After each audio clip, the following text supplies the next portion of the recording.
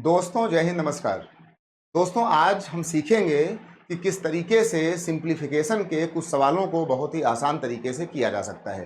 तो आइए, कुछ सवाल हमारे पास हैं, उनको आप भी सीखिए, प्रैक्टिस करिए और इस छोटे से वीडियो को आपको पूरा देखना है।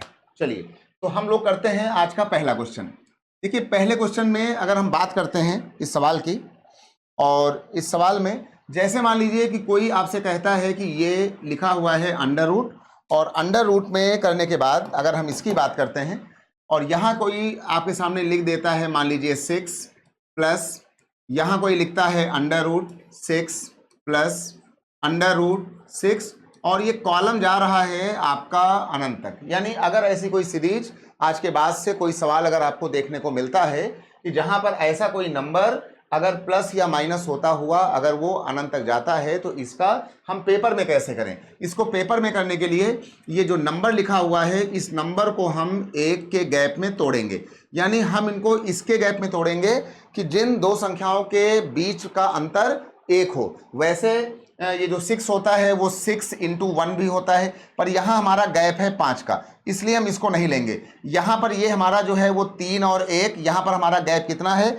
हमारा यहाँ पर गैप है 1 का, तो ये हमारा जो है 1 का गैप है। तो अगर हमारे पास गैप 1 हो, कहीं पर इसको लिख लो कि अगर कहीं पर गैप अगर हमारे पास 1 का हो, तो इसमें अगर ये प्लस का सवाल है तो ये जो बड़ा वाला नंबर होगा यही हमारा इस सवाल का आंसर होगा।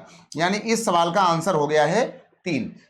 यानी अगर हमारा सवाल प्लस का है तो जो हमारा ये बड़ा नंबर होगा, जैसे यहाँ 3 है तो हमारा उत्तर 3 होगा। लेकिन अगर हमारा यही सवाल अगर माइनस का होता तो इसमें जो हमारा छोटा नंबर होगा वो हमारा आंसर होता। यानी प्लस वाले में हमारा जो उत्तर है वो 3 आएगा। अगर ये सवाल हमारा माइनस वाला होता तो जो ये छोटा वाला नंबर है हमारा आंसर जो है यहाँ 2 होता। लेकिन अभी के लिए हमारा उत्तर ये है। उम्मीद करता हूं कि ये सवाल आपने बहुत ही प्यार से, बहुत ही आसानी से सीख लिया होगा। आइए ऐसा ही एक सवाल आपके सामने और रखते हैं। एक सवाल और लेते हैं और इसमें आपको बताते हैं। मान लीजिए यहाँ लिखा है 110 माइनस, और ये हमने लिख दिया जाकर के 110 माइनस, और ये लिखा गया ऐसे ही 110 माइनस, और ये आपके सामने जा रहा है कहां तक, ये आपके सामने जा रहा है अनंत तक। ये आपके सामने कहां तक गया, ये आपके सामने जा रहा है यहां पर अनंत तक, ठीक ना। तो ये हमने किया और इसको हमने यहां पे ले लिया अनंत तक। अब इस सवाल में क्या हो गया कि अगर हमारे पास ये क्वेश्चन आता है तो सबसे पहले तो हम इस 110 को क्या करेंगे, 110 को हम 11 इंटू 10, ये हमारा होता है 110।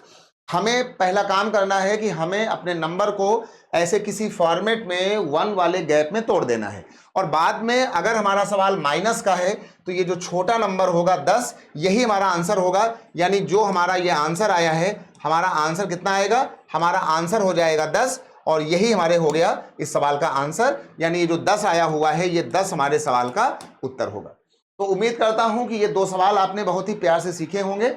तो इस वीडियो को आपको पूरा देखना है, कमेंट करना है, और ऐसा कोई सवाल हो आप इस तरीके से कर सकते हैं। लेकिन अब मैं आपको इसमें एक चीज और बताता हूं कि इसी के साथ साथ मान लीजिए कि हमारे पास एक सवाल और आ गया, और मान लीजिए कि हमने यहां लिख दिया जाकर के अंडर रूट, और यहां लिखा हुआ है 5, ये लिखा है प्लस, और ये हमने लिख दिया अगला 5, और ये नंबर हमारे पास अगर ऐसे आ गया कि जो एक वाले गैप में ना टूटे, जैसे कि अभी हमने यहां लिखा था 6, वो बड़ी आसानी से 3 इंटू 2 हो रहा था।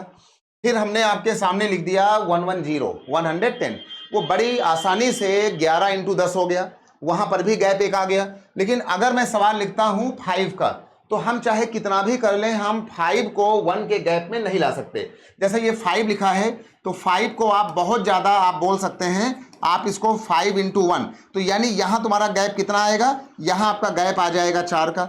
यानी हम 5 को 1 वाले गैप में नहीं ला सकते। ऐसा कोई भी सवाल आए कि चाहे वहाँ पर गैप हमारा 1 का आता है चाहे नहीं आता है, तो आप एक फार्मूले को हमेशा याद रखें कि आप यहाँ लिख लें 4a + 1, और इसको डिवाइड कर दें 2 से।